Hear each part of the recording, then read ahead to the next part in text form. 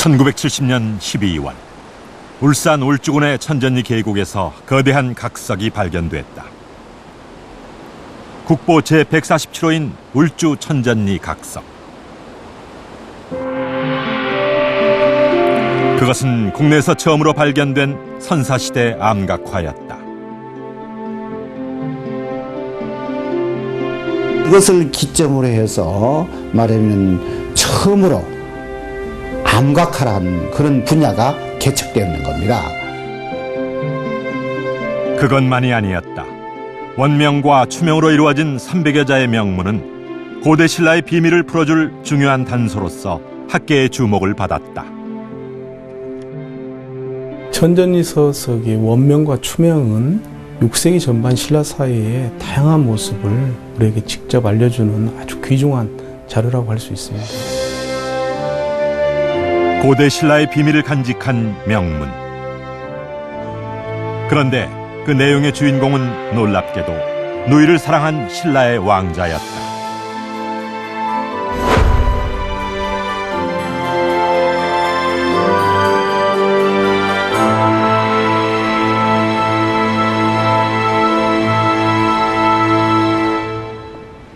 글자나 그림이 새겨진 자연암석을 각석이라고 합니다.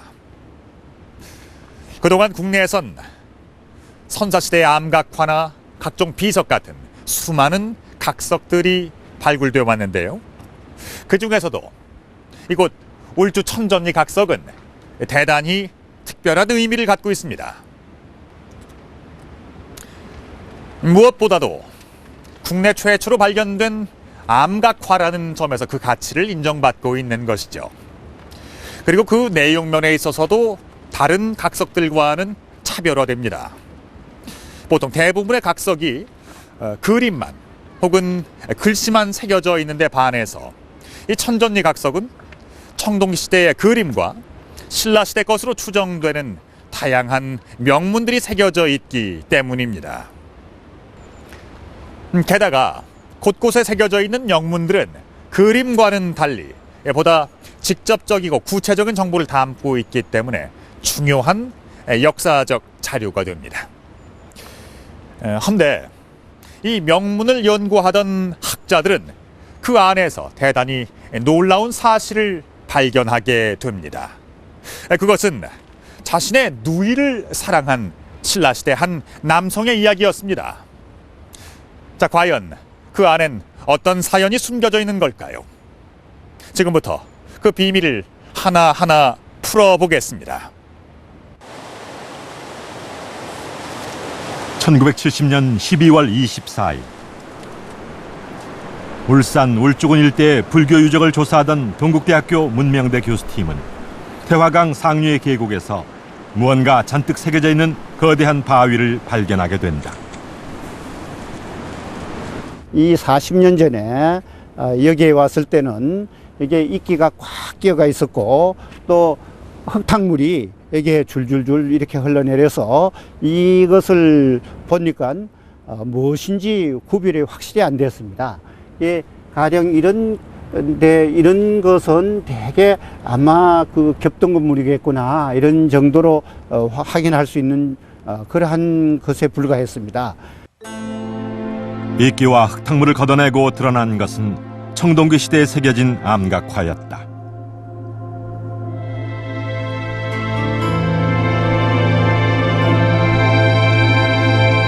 바위 아래쪽에는 무수한 글자들이 있었다.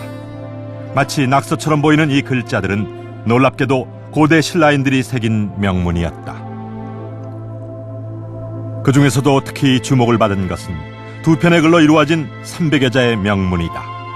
먼저 새겨진 것은 원명, 나중에 새겨진 것은 추명이라고 이름 붙여졌다.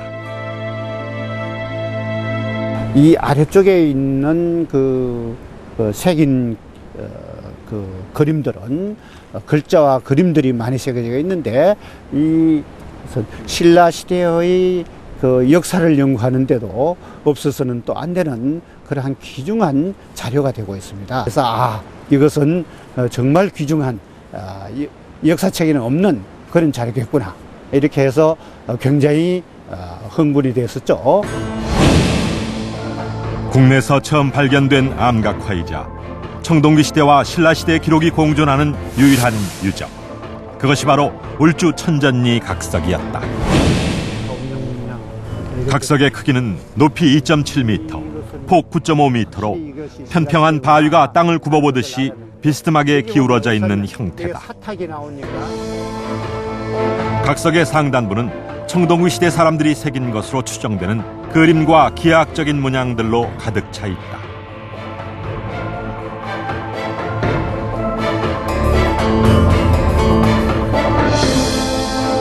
기하학적인 문양들을 제외하고 가장 많은 것은 동물 그림이다.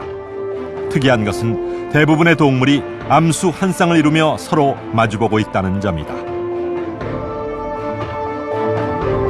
그렇다면 왜 이런 그림을 새긴 것일까?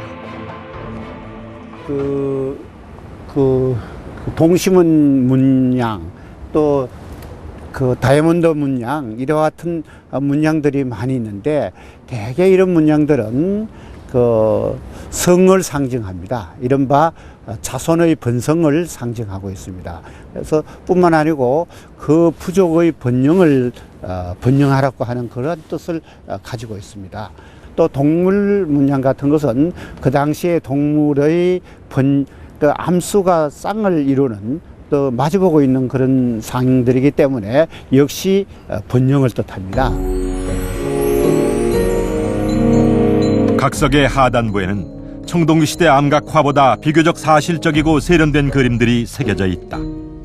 신라 시대인 6세기에서 9세기 사이에 그려진 것들로 추정된다.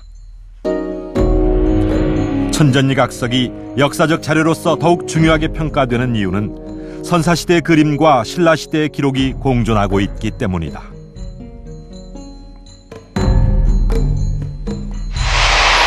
명문의 내용과 그것을 새긴 사람들의 면면도 다채롭다. 천전리 계곡에 놀러온 귀족들이 자신이 다녀갔다는 흔적을 남기기도 했고,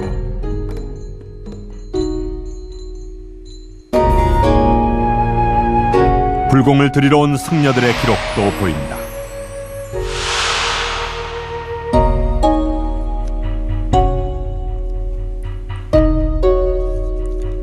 승려들은 기하학적인 문양과 그림이 새겨진 이 바위를 신성한 곳으로 생각했을지도 모른다.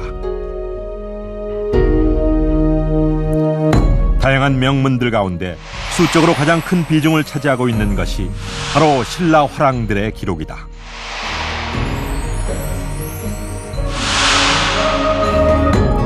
문무왕의 화랑 시절 이름인 범민낭이라는 글자와 영낭이라는 화랑이 업적을 이루었다는 뜻의 명문도 보인다. 귀족과 승려 그리고 화랑들, 천전리 계곡은 신라인 중에서도 신분이 높은 사람들이 즐겨 찾는 명소였던 것이다.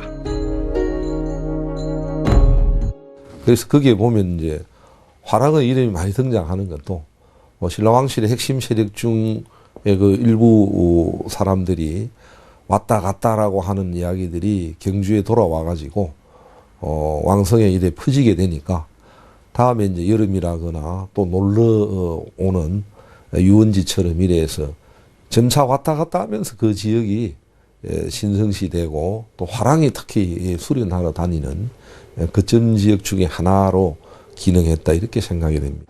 현재 그 학계에 알려져 있기로는 수많은 명문들 중에서도 가장 눈에 띄는 것이 바로 각석 아래쪽 중앙에 새겨져 있는 300여 자의 원명과 추명이다.